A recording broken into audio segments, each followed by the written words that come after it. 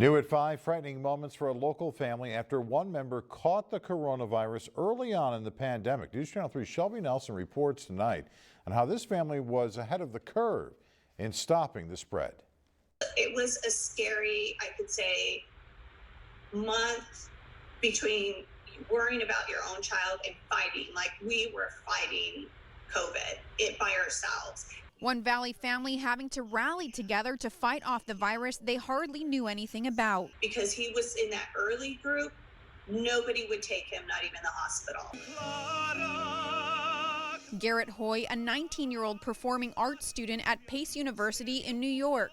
Hoy was participating in a small group of performers. At the time, coronavirus was just starting to gain traction. It was so much happened at once. It definitely spread around like my group of friends, my group of people. Hoy started developing symptoms as well. It seemed like his fever had passed and he went to check his fever. He didn't have a temperature. It seemed like he wasn't coughing. So as soon as it seemed like he was healthy enough to fly, I booked him on the next soonest flight I could get him out of the city. But that's when Hoy's symptoms started worsening. In terms of like being cold or feverish, this was probably, and body aches, this was probably one of the worst cases. The family immediately began quarantine. Mother Kathy has an autoimmune disease of her own. She was diagnosed with leukemia in 2010 and a low white blood cell count.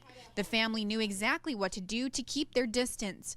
Hoy stayed in a detached casita from the house. I would change clothes and go in and then come out and then change clothes and clean up and take off my shoes. The family says hospitals wouldn't admit Hoy because their symptoms were not severe enough. Testing also became a mission. And then he tested negative, and it was a false negative. Yeah, then he tested negative. It took 8-9 days to get the test results back. By then he had already recovered.